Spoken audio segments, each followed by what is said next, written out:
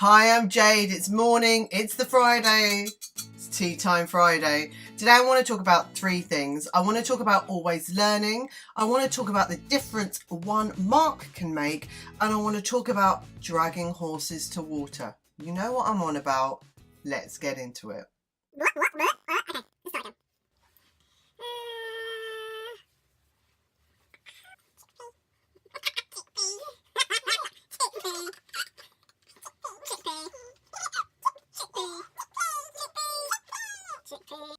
So, firstly, disclaimer, my eye is all bloodshot red. I have like little welts. I don't know if you can see them on my face. It's because me and the chickpea were out watching the men fell a tree this morning. And I think I must be allergic to sap because everywhere that the wood has touched me, I've come up in these little allergy spots. I apologise if I look like a bumpy mess, right? It is what it is, right? It's real life, people. Okay, the first thing. Always learning. I'm always learning, right? So in business, you're always learning. There are things. Oh, today's tea for priorities. Seriously, it's not tea again. It's coffee this time. I think I did a vanilla coffee last time. I've gone with hazelnut this time. So good. I don't know if you can see. Oh yeah. I love this mug. My owl mug. So good. Okay. So I've signed up to do this course about learning how to learn, right? The stuff that I teach you guys. And what's quite nice is that even though sometimes when you know stuff, it's really nice to refresh your memory and to refresh what you've learned and to really kind of see what you've learned from someone else's perspective. And it's this idea that we should be all perpetually always learning. Right? Learning doesn't stop when you stop school. You should always be in a constant state of learning, right? In life, there are new things that you come across in jobs, in life all the time. Just being a mum, right? No one gives you a handbook. You're learning on job all the time. So you have to kind of make learning a fun activity that you enjoy. Sometimes people come out of school and it's like, if I never have to pick up a book ever again in my life, it will be too soon. You need to don't let school do that to you, right? Enjoy seeking information, getting new bits of information. It's so important. It's a lifelong skill. It is if you're perpetually learning, it's what separates you from the people that aren't. So bear that in mind. School doesn't end when school ends, you know. Life is one giant school. Okay, the next thing I wanted to talk about was I had this student this week. I love them like I love all my students. But this student had been on a bit of a Debbie Downer, right? His brain wasn't in the right space. I think I've talked about him before. His teacher was against him. He was rubbish at the subject. Everything was going wrong. And it seemed that no matter what me and his family told him, he just wasn't believing us because he wasn't getting the grade.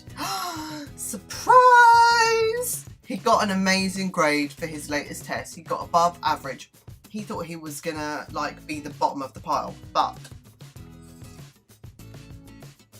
and this was the big but, he got the grade because he worked hard, right? He worked hard and he worked smart. He did things that he hadn't done before. And this is a really important lesson. Those people that are getting the good grades, they're not getting the good grades because they're just good grade kind of people, right? No one is intrinsically just getting good grades without some element of learning. Hard work gets you the good grades. You put the grind in, you get the grade out. That's how it works. No one just goes and sits a test without learning any of the information and aces it, right? No one ever, right? The difference is those people make it look easy because they're making learning a habit, right? It's a lifestyle for them. So you don't see them actively cramming or moaning about working or like, oh, this is too hard, this is too hard, this is too hard. You don't see that because it's part of their lifestyle. It's as automatic as brushing their teeth, as putting their clothes on, as making their bed. Maybe not making their bed, I never make my bed. But you know what I mean. And so that's what you have to do. You have to sort of ingratiate yourself into the life of study, and the grades will come. Now, that one grade has just affirmed to this student that actually hard work does pay. So you know who you are. Long may it continue. My last one, obviously everything I rant about is student centric, right? So my last one is about dragging a horse to water. Now, I've come to the realization that a lot of my phrases are quite old fashioned. Who knew, right? I'm old. I'm allowed to be old fashioned. If you drag a horse, the phrase dragging a horse to water, but you can't force it to drink, means you can pull a horse kicking and screaming to the water trough. Right? You can dunk its nose right in the water trough, but you can't force it to drink anything, right? And this happens for a lot of parents, right? They have tutors for their kids. They're giving them all the positive mindset stuff. They're dragging it. But if you don't drink, you don't drink. And a lot of students, I think, they feel when their parents and school and their tutors are doing all of this stuff, that somehow a grade is going to happen by magic because stuff is being done to them.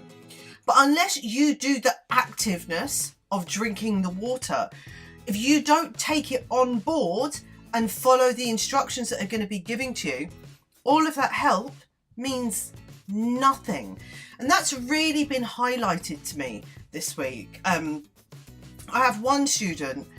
In fact, I've had quite a few students this week, but I'll talk about one specifically. She really listened to the instructions I gave her and produced the most beautiful work. I mean, she followed them to the letter. She didn't just follow them, she embellished on them. She took them into her psyche. She rethought about them and produced something gorgeous. She's getting results. I have another student that will basically not follow any instruction. They know best. They give me the complete runaround. So they're chopping and changing all the time, and they know, like, we are scheduled at a certain time every week, right? And they flinch. I don't even think that's a word, but you know what I'm saying, on that time every week because they're too busy doing something else, right? But they think they should be getting the bigger grades when they're not actually following any of the advice that's given to them. So this has really been highlighted to me this week. The ones that kind of follow the advice of their teachers, follow the advice of their parents, because you know what, parents are right a lot of the time. And not all of the time, and teachers not all of the time.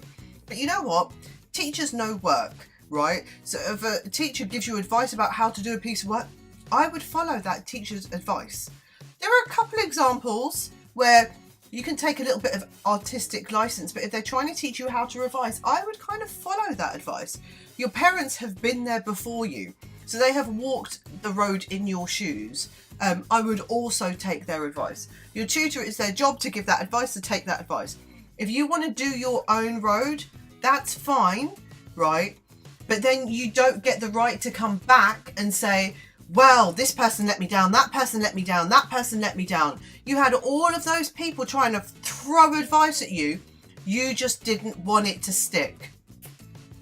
So make sure you take the advice on board. Make sure you really let it go in, ruminate, think about it. If you have any questions, ask about it, right? And then roll with it, because the results can be and have been for me and a couple of students amazing, right? You just need to learn to kind of swallow a little bit of humble pride, swallow a little bit of ego, get rid of the bravado, because a lot of students, bravado is what gets in their way. Drop it all, right? Just open up to what people are trying to do for you.